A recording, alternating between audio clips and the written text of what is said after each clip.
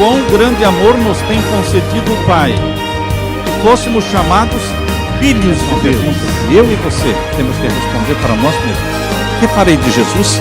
Chamado livro de Testemunhos, volume 9, página 189, diz assim: se nos humilhássemos perante o Senhor e fôssemos bondosos, o mexeriqueiro descobre o segredo. Deus dá e Deus cobra, mas Deus não cobra nada que Ele não deu antes.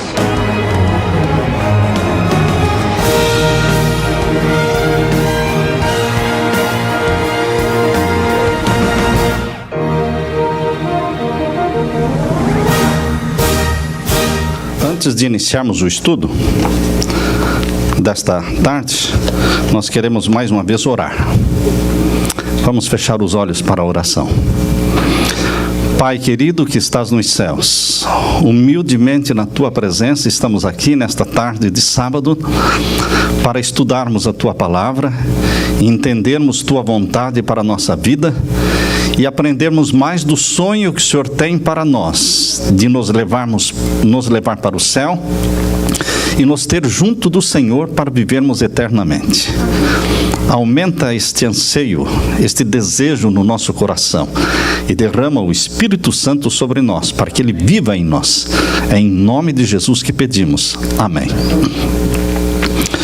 Nós vamos abrir para perguntas depois, mas eu gostaria de estudar com vocês hoje, à tarde, o último capítulo deste livro, Eventos Finais. Eu quero ler para vocês o último capítulo. Tem o título de Herança dos Santos. Fala sobre o novo céu, fala sobre a nova terra, fala sobre esse sonho que Deus tem para você, e é um sonho que Ele quer colocar no nosso coração também. Quando o Espírito Santo consegue colocar o sonho de Deus na nossa mente, e ele se transforma o nosso sonho, a tal ponto de você viver pensando nisso o tempo todo, o dia todo, a noite toda, quando você acorda, você está pensando nisso, isso alegra Deus, porque o sonho dele tornou-se o nosso sonho. Os desejos dele se tornam os nossos desejos. As coisas de valores para Deus se tornam coisas de valores para nós. É isso que Deus quer. Nós começamos lendo aqui que a nossa aptidão para o céu, a nossa entrada no céu, ou a nossa idoneidade para o céu, tudo depende de Jesus, da justiça do nosso Senhor Jesus Cristo. Cristo e só Cristo e a justiça de Cristo obterão para nós um passaporte para o céu. Não existe coisa como salvação pelas obras. Não existe. O que existe na Bíblia é o julgamento pelas obras. O que existe na Bíblia é a recompensa pelas obras. Isso toda a Bíblia fala. Cada um será recompensado segundo as suas obras. Mas a salvação não é pelas obras. A salvação é pela fé. O passaporte para o céu é Jesus. É o nome que abre as portas do céu. É a senha que você tem que usar para abrir as portas do céu. É o nome Jesus. O coração orgulhoso esforça-se por alcançar a salvação, mas tanto nosso título para o céu como nossa idoneidade para o céu encontram-se na justiça de Jesus, não na nossa justiça, que é trapo de imundícia. Para fazermos parte da família do céu, Jesus se tornou membro da família humana, para que nós pudéssemos nos tornar membros da família divina. Melhor do que um título para o mais nobre palácio aqui na terra, é o título para as mansões do céu. Melhor do que uma mansão aqui em Orlando, é uma mansão na nova terra, no novo céu. Fazermos planos para isso. Quando Jesus Cristo descer do céu, em Mateus capítulo 25, verso 34, a Bíblia diz que Jesus vai olhar para o seu povo e dizer: vinde, benditos do meu Pai. Mateus 25, 34. Possui por herança o reino que vos está preparado desde a fundação do mundo. Por quê? Porque eu tive fome, eu tive sede, eu estive preso, eu estive nu. E então ele descreve: vocês me acolheram, vocês me alimentaram, vocês me vestiram, vocês foram me visitar na prisão. O que são essas obras? Obras de amor. amor desinteressado, amor sendo praticado no momento sem holofotes ligados, no anonimato.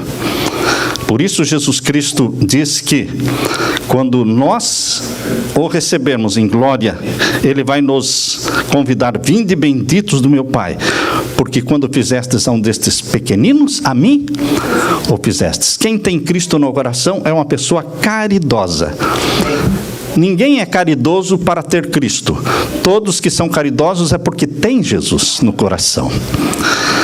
Nosso sonho é o céu. Jesus tem exposto o céu e apresenta a glória do céu diante do nosso olhar, para que a eternidade não seja omitida das nossas cogitações, que o céu se torne parte da nossa conversação.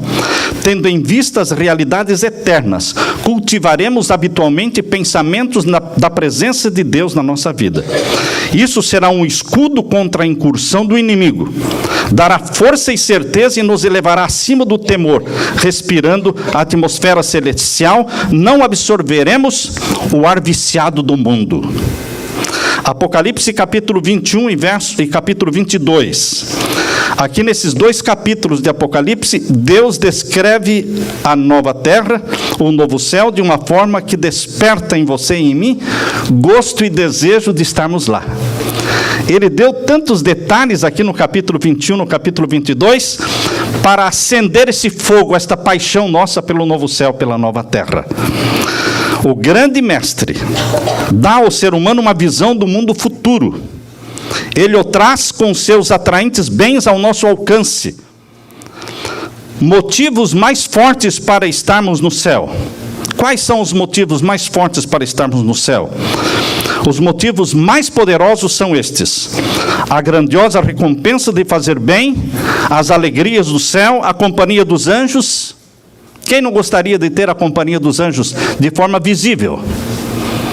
Quem não gostaria de ver o seu anjo da guarda? Essa é uma alegria que vamos ter no céu. A comunhão e o amor de Deus, o Pai, o seu Filho, Jesus Cristo, o enobrecimento e a extensão de todas as nossas forças através da eternidade, sabendo que vamos estar nos desenvolvendo, nos fortalecendo e crescendo em conhecimento por toda a eternidade. Não seria tudo isso um grande motivo para que desejássemos consagrar nosso coração em amorável serviço ao nosso Criador e Redentor? Precisa mais algum motivo para nos alimentar esse desejo de irmos para o céu? Mas teremos novos céus e nova terra. João viu isso em santa visão e disse, Apocalipse 21, verso 3. Abra sua Bíblia. Apocalipse 21, verso 3. João falou, aliás, Deus falou para João. João ouviu a voz de Deus. Verso 3 do capítulo 21. Eis aqui o tabernáculo de Deus com os homens, pois com eles habitará, e eles serão seu povo, e o mesmo Deus estará com eles e será o seu Deus. Queridos, a Bíblia fala do tabernáculo do deserto, que Moisés construiu. A Bíblia fala do templo de Salomão, que Salomão construiu. A Bíblia fala do templo de Herodes, que Herodes construiu, levou 40 anos fazendo isso. Mas, queridos, tudo isso era passageiro e era simbólico do templo de Deus. E o templo de Deus é a Nova Jerusalém. Por isso que quando João viu a Nova Jerusalém, Deus falou, eis aí o quê? O tabernáculo de Deus com os homens, pois com eles habitará, e eles serão seu povo, e o mesmo Deus estará com eles e será o seu Deus. Muitos pensam que vão morar dentro da Nova Jerusalém. Ninguém mora aqui, não é? Isso aqui é a casa de Deus, tá certo? Cada um mora na sua casa. Mas vem louvar a Deus porque é a casa de Deus. A Nova Jerusalém é a casa de Deus, onde está o trono de Deus, onde iremos adorar a Deus.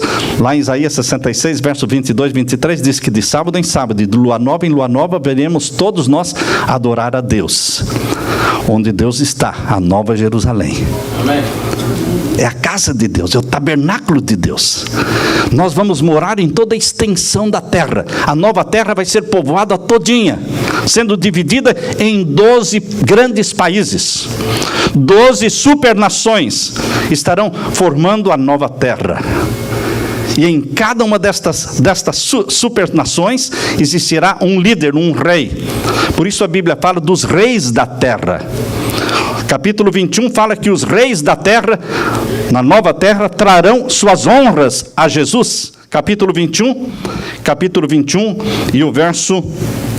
Vamos ler aqui, capítulo 21, verso 23 e 24.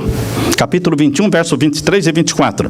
E a cidade não necessita de sol nem de lua, para que nela resplandeçam, porque a glória de Deus a tem alumiado e o cordeiro é a sua lâmpada. Não há trevas, porque Deus é a glória da cidade. Amém. A luz do sol não é nada em comparação com a glória de Deus. E a glória de Deus ilumina a cidade. E agora vejam o verso 24. E as nações andarão à sua luz. Que nações? Quantas? Quantas representadas pelos portões da cidade? Quantos portões tem a cidade? 12 portões. Cada portão é para um país. Cada portão é para uma nação. São 12 nações representadas pelos 12 filhos de Jacó. Só Dan não está lá. Dan ficou de fora. Por quê? Mexeriqueiro. Traiçoeiro. Quando Dan é descrito na Bíblia, é descrito como aquele que, como a serpente, fica esperando o cavaleiro passar para dar o bote por trás. É a pessoa falsa que sorri pela sua frente e te apunhala pelas costas.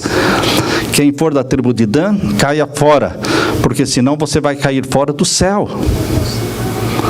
Nosso linguajar tem que ser sim, sim, não, não. O que passa disso é de procedência maligna. Temos que ser transparentes, sinceros. Por isso, queridos, Deus vai dividir a nova terra em 12 grandes nações. Cada portão da cidade da Nova Jerusalém é para uma nação. Cada uma terá o seu lugar dentro da Nova Jerusalém para adorar o Senhor. Não é cada um entrando do jeito que quer, sentando onde quer. Não, Deus estabelece. Lembram de como o povo de Israel se acampava no Antigo Testamento? Não era cada um pegando a sua bandeira e falar, agora eu vou ficar lá. Não, eu não gostei desse lugar, eu vou para lá. Quando o povo de Israel acampava, Deus já disse, tributal aqui, tributal ali, as bandeiras estão aqui, não é? E debaixo de cada bandeira, representando a tribo, o povo se acampava. Bem ao redor do santuário, ficava a tribo de Levi. A tribo de Levi ficava o mais próximo do santuário. A tribo sacerdotal, que cuidava das coisas espirituais. A nova terra também. A nova Jerusalém é o tabernáculo de Deus com seu povo, e a terra toda será dividida em 12 grandes nações. E aqui diz que existirão reis, vejam aí o verso 24, e as nações andarão à sua luz, e os reis da terra, quantos reis? 12. E quem é o rei destes reis? É aí que eu entendi. Foi somente aí que eu consegui entender o título de Cristo, Rei dos Reis. Sempre quando eu via e lia sobre Rei dos Reis, eu pensava no rei, na rainha da Inglaterra, no rei daqui, do rei dali, e que Jesus era superior a todos eles. Não, irmãos. Deus não está nem pensando nesses reis, que para Deus não são reis coisa nenhuma. Deus está pensando nos reis da nova terra. Jesus é o rei dos 12 reis. Por isso diz aqui que os reis da terra trarão para a Nova Jerusalém, a sua glória e a sua honra, e as suas portas não se fecharão de dia, porque ali não haverá noite. Há pessoas que dizem, viu, não vamos ter noite na nova terra. Não, irmãos, vamos ter noite e dia. Nascer do sol e pôr do sol, não na Nova Jerusalém, porque onde está Deus não há trevas, mas vamos ter o nascer e o pôr do sol em toda a extensão da terra. Por isso nós vamos saber quando é sábado, e por isso vamos estar ali, conforme Isaías 66, verso 22, vamos estar de sábado em sábado, adorando ao Senhor. Assim foi no Jardim do Éden, antes do pecado. Portanto, queridos, Jesus está tentando despertar em você e em mim vontade, sonho, colocando água na nossa boca, fazendo com que desperte este desejo, este anseio de nos preparar para o céu. O céu parece uma coisa tão abstrata, mas Jesus torna o céu real, porque Ele é real, e Ele está lá. Ele você poderá abraçar, você poderá abraçar o Pai. Motivos mais fortes não existem. Que fonte de alegria para os discípulos foi saber que tinham tal amigo no céu, chamado Jesus, para interceder em seu favor. Por meio da visível ascensão de Jesus para o céu, foram alterados todos os conceitos e expectativas dos discípulos que eles tinham do céu. Anteriormente, os pensamentos se haviam demorado no céu como sendo uma região de espaço ilimitado, habitada por espíritos sem substância.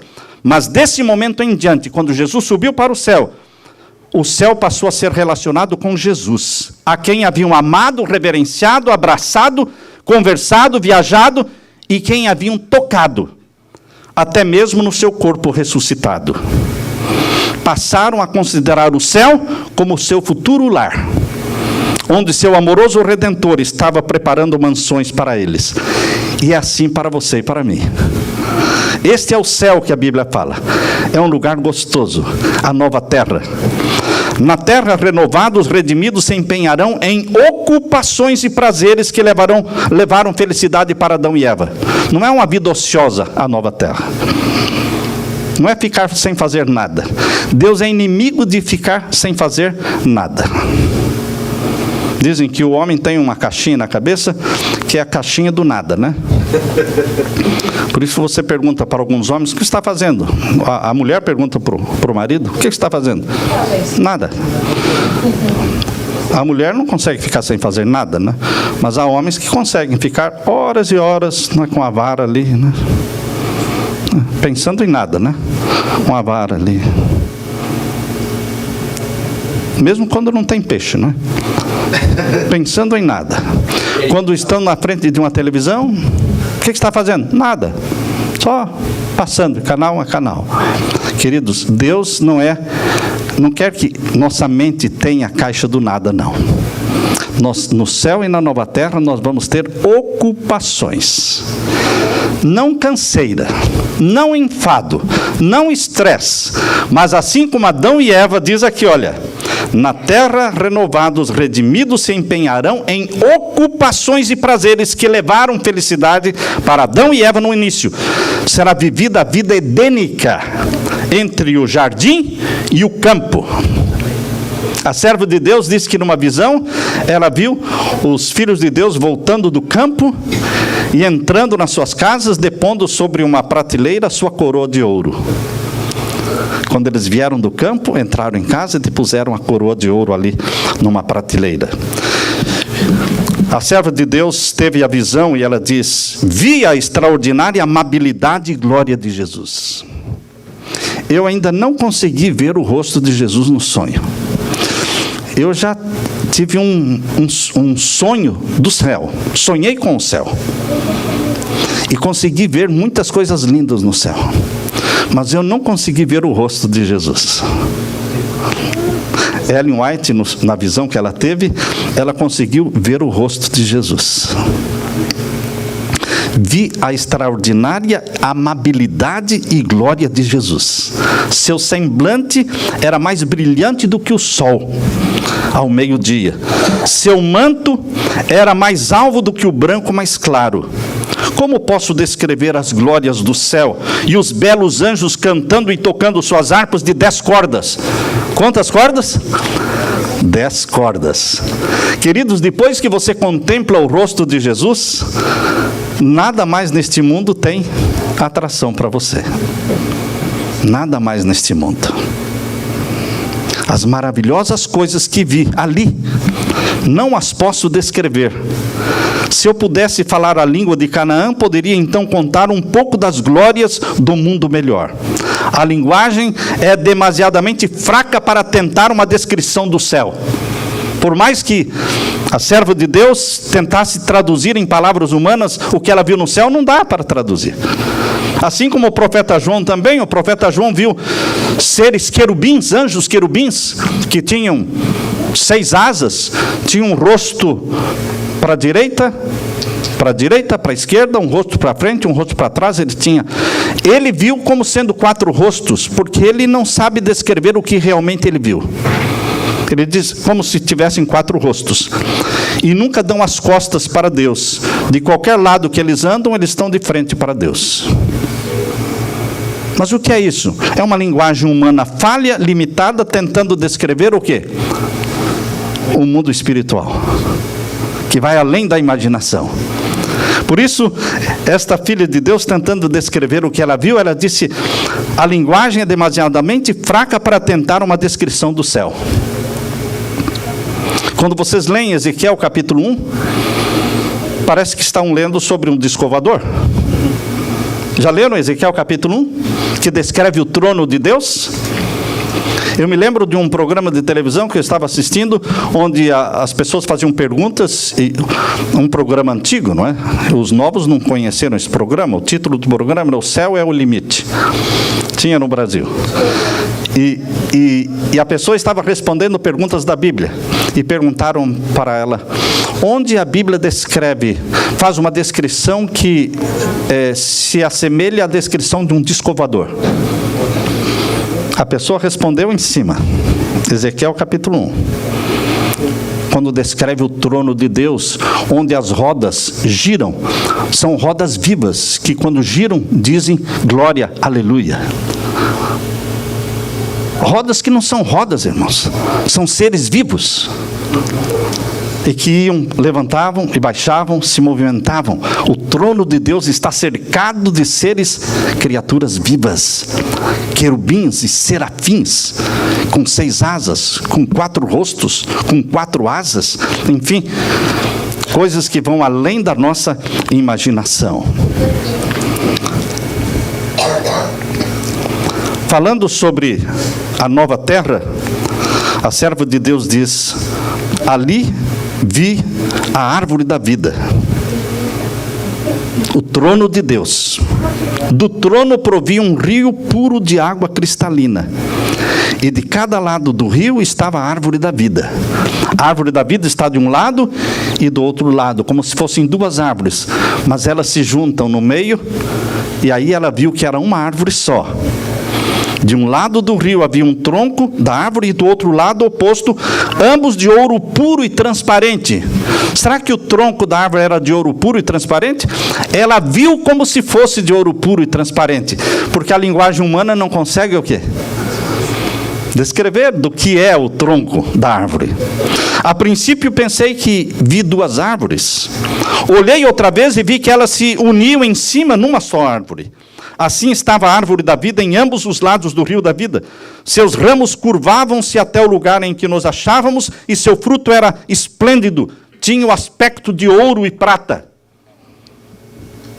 Como é que ela conseguiu descrever o fruto da árvore da vida? Como tivesse um aspecto de ouro e prata. Mas na realidade, não é ouro e não é prata, é um aspecto de ouro e de prata. Ali as extensas planícies se alternam com colinas de beleza, e as montanhas de Deus erguem seus altivos cumes. Vi outro campo repleto de todas as espécies de flores, e quando as apanhei, na visão apanhou uma flor, e exclamei: elas nunca murcharão, porque as flores não se murcham. Em seguida vi um campo de relva alta, cujo belíssimo aspecto causava admiração. Era uma vegetação viva e tinha reflexos de prata e ouro quando magnificamente se agitava para a glória do Rei Jesus. Entramos então num campo cheio de todas as espécies de animais: o leão, o cordeiro, o leopardo, o lobo, todos juntos em perfeita união. Passamos pelo meio deles e pacificamente eles nos acompanharam. Caminhar tendo como companhia quem? o leão, o leopardo, o tigre. Dali entramos num bosque, não como os bosques escuros que aqui temos, não, mas era um bosque claro e por toda parte glorioso. Os ramos das árvores agitavam-se de um lado para o outro, e todos exclamamos: moraremos com segurança sozinhos, e dormiremos nos bosques. Atravessamos os bosques, pois estávamos a caminho do monte de Sião. Estava ali sobre o monte, o belo monte Sião, um belo templo. Para embelezar o lugar, havia em redor do templo todas as espécies de árvores: o bucho, o pinheiro, o cipreste, a oliveira, a murta, a romanceira, a figueira, curvada ao peso dos seus figos maduros, embelezavam aquele local. Vi uma mesa pura de prata, tinha muitos quilômetros de comprimento, contudo, nossos olhares podiam alcançá-la todinha. Vi o fruto da árvore da vida na mesa, o maná ali estava, amêndoas, figos, romãs, uvas e muitas outras espécies de frutas. Pedi a Jesus que me deixasse comer do fruto. Qual foi a resposta? Ainda não. Ellen White diz: eu pedi para o anjo para não voltar do céu. Era tão linda a descrição, era tudo muito lindo, e eu pedi para não voltar mais para a terra, para esse lugar escuro. E o anjo disse: você tem que voltar, para contar para os outros o quê? Aquilo que você está vendo. Você tem que voltar. Falando da ressurreição, todos vão sair do túmulo com a mesma estatura que tinham quando ali entraram, mas não com as mesmas doenças, não com a velhice, porque velhice é resultado do pecado, né? Calvície, cabelo branco, rugas, tudo isso é resultado do pecado. Tudo isso vai desaparecer. Vamos ressuscitar no vigor da mocidade, no vigor da juventude. Todos saem do túmulo com a mesma estatura. Quem é baixinho, ressuscita baixinho. Vamos crescer a estatura de Adão e Eva ao longo dos 1000 anos que vamos passar no céu. A Bíblia diz em Apocalipse 20 que nós vamos passar 1000 anos no céu. E vamos poder crescer a estatura de Adão e Eva. Adão, que está em pé da multidão dos ressuscitados, é de grande estatura e formas majestosas, porém menor do que o Filho de Deus. Jesus é maior do que Adão. O segundo Adão chama-se Jesus, e ele é maior do que o primeiro Adão, por quem entrou o pecado. Adão apresenta assinalado contraste com as gerações posteriores. Por quê? Porque vai decrescendo, né? Vamos diminuindo em estatura. E ele vai ver a nossa geração tão baixinha em comparação com a daquele tempo, e vai pensar: o que aconteceu com essa minha descendência, né? Mas nós vamos crescer a estatura de Adão e de Eva. Aqui diz: todos saem do túmulo com a vivacidade e o vigor de eterna juventude. Restabelecidos a árvore da vida no Éden, há tanto tempo perdido, os remidos crescerão até a estatura completa da raça em sua glória primitiva. Isso está no livro Grande Conflito, na página dos 644 e 645. Há pessoas que perguntam: e o casamento vai existir no novo céu, na nova terra? Vejam o que Deus diz. Jesus falou, não é, que no céu seremos como os anjos que não se casam e nem se dão em casamento. Jesus já deu esta resposta. Jesus ergueu o véu da vida futura. Na ressurreição, disse ele: nem casam e nem se dão em casamento, são porém como os anjos no céu. Há pessoas que expressam a crença de que haverá casamento e nascimentos de criança na nova terra. Os que creem nas Escrituras, porém, não podem admitir tais doutrinas. A doutrina de que nascerão filhos na nova terra não constitui parte da firme palavra da profecia. A terra será povoada pelo povo que for redimido. E as crianças que forem para o céu vão crescer durante os 1000 anos. Na nova terra, teremos crianças pelo menos de 1000 anos. As recém-nascidas que forem para o céu na segunda vinda de Jesus vão passar 1000 anos no céu. E então vamos descer para vivermos na nova terra. Junto com a nova Jerusalém vamos descer. Então, as criancinhas, as mais novinhas, terão pelo menos o quê? Os 1000 anos na nova terra.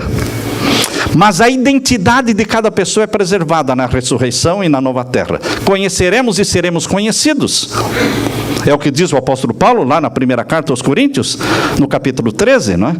Que conheceremos e seremos conhecidos. É preservada a identidade na ressurreição. O semblante do Salvador ressuscitado, a maneira de Cristo agir, a sua linguagem, tudo era familiar aos discípulos.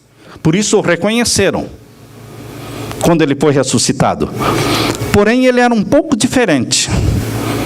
Eles tiveram que focar melhor, não é? A menino dos olhos, né? A retina tinha que ser focada melhor a olharem para Jesus ressuscitado, e aí eles viram que era Jesus. Mas não foi de repente que eles perceberam. Por quê?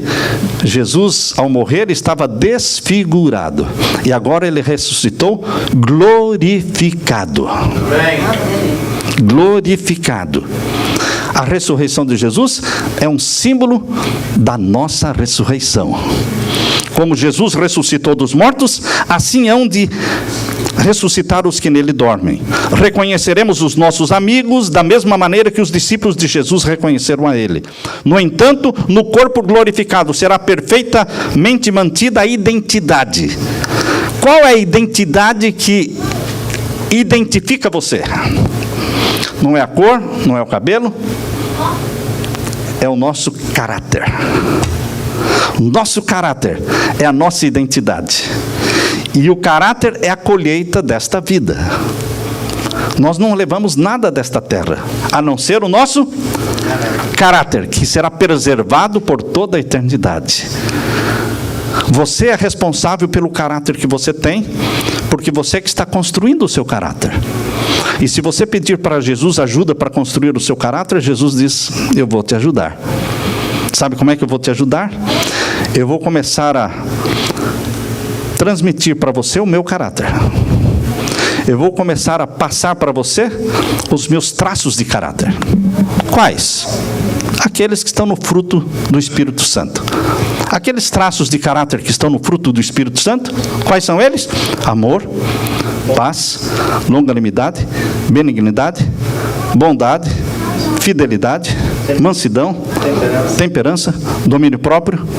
Eu vou passar para você estes traços do meu caráter, porque eu quero que você reflita o meu caráter por toda a eternidade. Queridos, o Espírito Santo passará, comunicará para você o caráter de Jesus, se você quiser e pedir todos os dias, todas as manhãs. E você deixará de falar: eu sou assim, eu sou assado, eu nasci assim, esse é o meu jeito. Você para de falar isso. Você tem vergonha de falar isso, porque você fala de outra forma. Eu sou como Jesus quer que eu seja. Qual é o seu temperamento? O meu temperamento, que eu nasci fisicamente, é um. Mas o meu temperamento hoje é outro, porque eu estou pedindo para Jesus me dar do temperamento dele. Amém. Então as reações começam a ser diferentes. Quem tem pavio curto vai sendo mudado. Quem não tem nem pavio também vai sendo mudado. Porque João era de pavio curto, filho do trovão, gostava de matar, de cortar a cabeça, como Pedro, não é? Mas João se tornou conhecido como o quê? O discípulo amado. Como? O filho do trovão. Moisés era um homem nervoso. Não podia haver injustiça, que queria fazer justiça com a própria mão, e fez justiça com a própria mão, matando um egípcio. Mas se tornou o homem mais manso da terra. Abraão, então, tinha aquela tendência de mentir. Sempre estava mentindo. Duas caras. Mas se tornou o pai da fé. Elias, um covarde que fugiu de uma mulher. Jezabel falou, não é? Vou te matar. E ele fugiu. Quero morrer, Senhor, não quero mais viver, quero morrer. Fugindo de Jezabel. Mas se tornou o quê? O profeta mais corajoso que a Bíblia apresenta. Quem muda o caráter, irmãos? Deus muda o nosso caráter. Muda o caráter do violento, do nervoso, do preguiçoso, muda o caráter do mentiroso, muda o caráter do... Todo e qualquer tipo de caráter pode ser mudado com a permissão sua e minha. O Espírito Santo transformará o nosso caráter à semelhança do de Jesus. A nossa identidade será o nosso caráter. Ao ressurgirem as criancinhas imortais, imediatamente seguirão caminho voando. Como? Não sei. Seguirão caminho voando para os braços maternos. Na visão, as criancinhas tinham asas. Reencontrar-se-ão para nunca mais se separarem. Muitos dos pequeninos, porém, não terão mãe ali. Em regra, as criancinhas que forem para o céu é porque tem sua mãe ali. Mas tem exceções. Existirão criancinhas no céu cujas mães não estarão ali. Quem sabe a avó vai estar ali. Quem sabe uma tia que orou, que jejuou, que intercedeu pela criança. Quem sabe uma avó, uma tia, ou uma própria amiga da família, que os pais não levavam a criança para a igreja, mas esta pessoa passava lá, pegava a criança e levava, ensinava de Jesus. Então, meus queridos, nós vamos ter crianças cujas mães não estão ali. Em vão nos pomos à escuta do arrebatador cântico de triunfo por parte da mãe. Não, porque a mãe não está ali. Os anjos acolherão os pequeninos sem mãe e os conduzirão para junto da árvore da vida. Alguns têm perguntado se os filhinhos, mesmo dos filhos dos pais que creem, dos cristãos, pais cristãos, hão de ser salvos. Será que vão ser salvos? Os filhos pequenos de pais cristãos? Sim. Sim. Respondo que a fé dos pais que creem, presta atenção nisso. Respondo que a fé dos pais que creem protege os filhos. Amém. A fé dos pais que creem protege os filhos. A fidelidade do pai e da mãe traz bênção e proteção para os filhos. Deus não vai permitir que seu filho se perca. Se ele for uma criança que você faz a decisão por ele, a sua decisão é válida para a criança. Se os nossos filhos estão grandes e fazem decisão por si mesmos, eles tomaram a decisão do pai e da mãe, não tem mais valor para eles, já cresceram. Mas mesmo assim, se o pai jejua e ora pela salvação de um filho afastado, de um filho que não quer saber de Jesus, como hoje o nosso amigo Batalha falou, ore pela minha filha, porque ela precisa aceitar a Jesus. E eu quero que ela vá para o céu. Eu quero que ela vá para o céu. Queridos, quando nós como pais oramos pelos nossos filhos, jejuamos pelos nossos filhos, mesmo que você morra e aquele filho ainda não voltou para Jesus, entenda que um dia ele vai voltar para Jesus. Amém. Jesus não vai deixar a sua oração morrer. Amém. Pessoas morrem, orações não morrem. Amém. Pessoas morrem, orações não morrem. Eles vão se converter pelo poder do Espírito Santo. Depois da sua morte, você vai encontrá-los no céu. Não podemos dizer se todos os filhos de pais descrentes serão salvos, porque Deus não tornou conhecido o seu propósito a respeito desse assunto.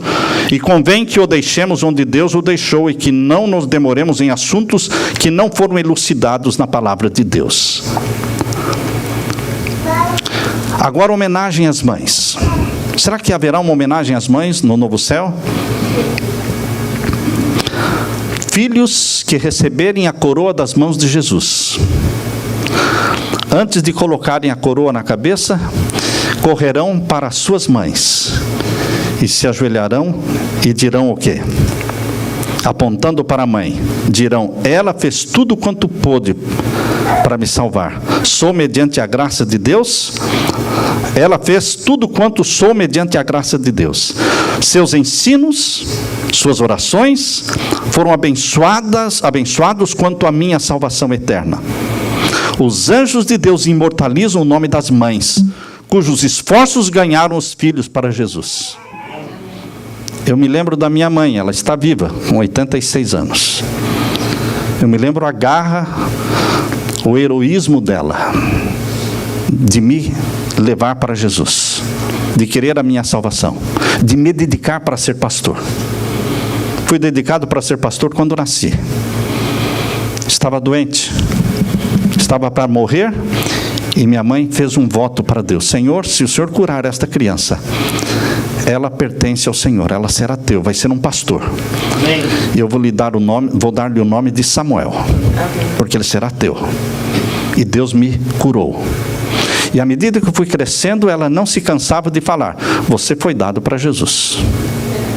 Eu não entendia muito bem isso. Quando cheguei na idade da adolescência, aquilo me intrigava.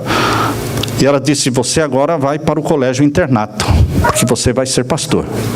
Mas eu não queria ir para o internato, eu queria ficar na minha cidade. Meus primos tinham uma banda e tocavam nos bailes, tocavam nos carnavais. E eu queria estar com os meus primos que não eram adventistas. Ela disse: não, você vai para o colégio. Eu não vou, você vai. E ela me agarrou e levou para Curitiba e me colocou no colégio. Determinação. Eu me lembro que eu entrei para o colégio internato no IAP, Curitiba, no mês de abril de 1967. Fevereiro de 1967. Em abril de 67 eu fui expulso. Minha mãe chegou para me visitar numa sexta-feira, veio do interior para me visitar no colégio. Quando o diretor chamou-a no escritório dele, disse: o seu filho pode ser levado embora. Eu disse uma palavra que não deveria falar para uma pessoa dentro da sala de aula. Não xinguei, mas também não foi uma palavra agradável. E o professor me mandou para fora da sala e o diretor disse: você pode ir embora. Naquela noite, quando o diretor foi levá-la de carro até a casa da minha tia, no centro de Curitiba, a minha mãe foi chorando. Eram mais de 20 quilômetros. Minha mãe foi chorando o tempo todo no carro do diretor. E ela dizia: o senhor tem que dar uma oportunidade para esse menino. Porque ele, quando nasceu, eu dei ele para Jesus, para ser um pastor. E eu fiz tudo o que pude para trazê-lo aqui e colocá-lo nesse colégio. E agora o Senhor está mandando ele embora. Se ele se perder, a culpa é sua. Irmãos, isso foi na ida. Minha mãe chorando na ida, no trajeto até a casa da minha tia. Era um sábado à noite, ele voltou para o colégio e tomou outra decisão. Vamos dar mais uma chance para o Samuel. Graças a Deus, uma segunda chance. Por isso, eu permaneci nos braços de Jesus. Queridos, mães determinadas de querer salvar um filho, custe o que custar. Custe o que custar. Você, se tiver essa determinação para salvar os seus filhos, você vai salvar os seus filhos. Por isso, estas mães, aqui diz: os anjos de Deus imortalizam o nome das mães, cujos esforços ganharam os filhos para Jesus. Quando os portais daquela linda cidade, lá do alto, forem abertos, e nela entrarem as hostes que observam a verdade, coroas de glória lhes serão colocadas sobre a cabeça, e eles atribuirão a Deus a honra, glória e majestade. E naquela ocasião alguns se aproximarão de nós dizendo: não fossem as palavras que você me proferiu bondosamente naquele dia, não fossem suas lágrimas derramadas naquele dia, suas súplicas e diligentes esforços, eu nunca teria visto o rei na sua formosura. Pessoas virão até você, dizendo: foi por causa da sua oração, Foi por causa daquele conselho que você me deu que eu estou aqui. Queridos, há pessoas que vão estar no céu e que você não sabe que você foi a causa da salvação delas. Você não percebeu isso. Porque você falou de Jesus, apresentou a palavra de Deus para elas e nunca mais se viram. Nunca mais tiveram notícias. E você vai encontrar no céu pessoas que vão dizer: você não está me conhecendo? Porque você vai ver as pessoas no vigor da sua juventude. Eu falei: eu sou fulano. Eu estou aqui por causa da sua palavra. Queridos, não existe maior recompensa do que esta. Quem deseja ser santo, queridos, diz aqui, quem deseja ser santo no céu, precisa ser santo primeiro na terra. Amém. Você tem que pedir e clamar por santidade. Os traços de caráter cultivados na vida não serão modificados na morte e nem na ressurreição. Os traços de caráter não mudam na hora que você morre e nem na hora que você ressuscita. Quando você morre, o seu caráter fica selado do jeito que você morreu, amando a Jesus ou odiando a Jesus. E você ressuscita com as mesmas tendências de amar a Jesus ou odiar a Jesus. Sairemos da sepultura com a mesma disposição que manifestamos em nosso lar e na sociedade. Jesus não altera o caráter nosso na sua vinda. A obra de transformação tem de ser efetuada hoje. Hoje. Não amanhã. Se você tiver que pedir perdão, é hoje. Se você tiver que fazer um telefonema para alguém pedindo desculpas, é hoje. Se você tem que dizer para alguém que você ama, é hoje. Nunca deixe para amanhã, porque o amanhã não nos pertence. Só pertence a você o dia que se chama hoje. Precisamos nos arrepender dos nossos defeitos de caráter. Precisamos vencê-los pela graça de Cristo, em vez de ficarmos desculpando os nossos defeitos, dizendo: eu sou assim mesmo, esse é o meu jeito, esse é o meu temperamento. Temos que ter vergonha de tais argumentos e confessar os nossos pecados e pedir perdão. Amém. Pela graça de Cristo, formarmos um caráter simétrico, semelhante ao dele. A paz e a harmonia das cortes celestiais não poderão ser perturbadas pela presença de alguém que seja rude ou indelicado. Imaginem só se Deus leva um rude e um indelicado para o céu, que vai pisando em cima dos outros, passando por cima dos outros, e não pede desculpa. Deus não leva, porque o pecado iria acontecer de novo. E não vai acontecer de novo, irmãos. Não vai acontecer. Por isso Deus não vai levar pessoas que sejam rudes ou indelicadas. E não diga: mas esse é o meu jeito, eu sou rude mesmo. Mas esse não é o jeito de Jesus. Quem vai para o céu são pessoas que têm o jeito de Jesus. Não haverá tentação. Aqui, quando você lê o Apocalipse 21, 22, descrevendo o novo céu e a nova terra, fala que há a árvore da vida, mas não fala da árvore da ciência do bem e do mal. Por quê? Porque não haverá a árvore da ciência do bem e do mal. Nenhuma árvore da ciência do bem e do mal oferecerá oportunidade para a tentação. O teste é agora, aqui, nesta vida. Não haverá ali tentador. Por quê? Satanás estará morto. Satanás vai ser queimado. Nem possibilidade para o mal. Ouvi aclamações de vitória dos anjos e dos santos remidos ressoando como 10 milhares de instrumentos musicais, porque não mais deveriam ser molestados e tentados por Satanás. Muitos acreditam que o mal, Satanás, é eterno. A Bíblia diz que não é eterno. Satanás não é eterno. Existia o Lúcifer, mas o Lúcifer se tornou Satanás. O pecado nasceu nele e vai morrer com ele. O bem é eterno, o mal não é eterno. O mal teve um começo e vai ter um fim. Louvado seja Deus por isso. O povo de Deus tem o privilégio de entreter franca comunhão com o Pai e com o Filho. Nós vamos conversar com o Pai, vamos conversar com o Filho. E há pessoas que perguntam: E com o Espírito Santo, não? Não sabemos, irmãos. Não sabemos. Há pessoas que me perguntam, pastor, a Bíblia fala que existe lá o trono do Pai e o trono do Filho. E o trono do Espírito Santo? Queridos, nós não discutimos aquilo que a Bíblia não explica. Nós cremos no Espírito Santo, mas há mistérios que nós só vamos entender aonde? No céu. A Bíblia não nos dá a conhecer estes detalhes. Mas aqui diz: o povo de Deus tem o privilégio de entreter franca comunhão com o Pai e o Filho. Agora vemos por espelho, como um enigma.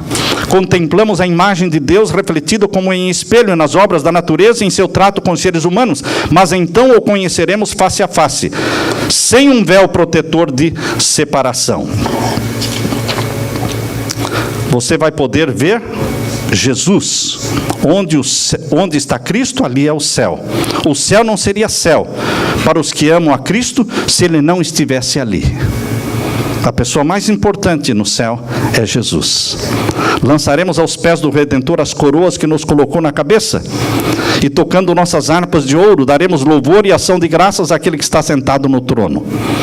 Você vai poder conversar com seu anjo da guarda. Vejam este pensamento. Que maravilha será entreter conversa com um anjo que foi o seu guardador desde os seus primeiros momentos. Você tem o seu anjo da guarda. Deus me deu o privilégio de ver o meu anjo da guarda 2 vezes. Amém. Quando eu tinha 15 para 16 anos. Eu já tenho pedido a Deus para ver mais vezes, mas nunca mais pude vê-lo. Mas 2 vezes eu pude ver. Queridos, você vai poder conversar com o seu anjo da guarda. E aqui diz, olha: aquele que lhe vigiou os passos e cobriu a cabeça no dia do perigo, aquele que o protegeu no vale da sombra da morte, que assinalou o seu lugar de repouso, que foi o primeiro a saudá-lo na manhã da ressurreição. Você vai poder aprender dele a história da interposição divina na vida individual e da cooperação celestial em toda a obra em favor da humanidade. De que perigos, visíveis e invisíveis, temos sido protegidos mediante a intervenção de anjos? Nós nem percebemos muitas vezes que fomos libertos da morte, porque nem vimos a morte, mas a morte passou pertinho. E naquele dia você poderá conversar com o seu anjo e ouvir dele. Nós vamos estudar, e a nossa mente vai crescer no conhecimento da ciência da salvação. Que campo se abrirá ao nosso estudo? Ali o estudante da ciência poderá ler os relatórios da criação, sem divisar com coisa alguma que recorde a lei do mal. Poderá escutar a melodia das vozes da natureza e não perceberá nenhuma nota de lamento ou tristeza. Todos os tesouros do universo estarão abertos ao estudo dos remidos. Com indizível deleite, os filhos de Deus estarão de posse da alegria e sabedoria dos seres não caídos. Participam dos tesouros do saber.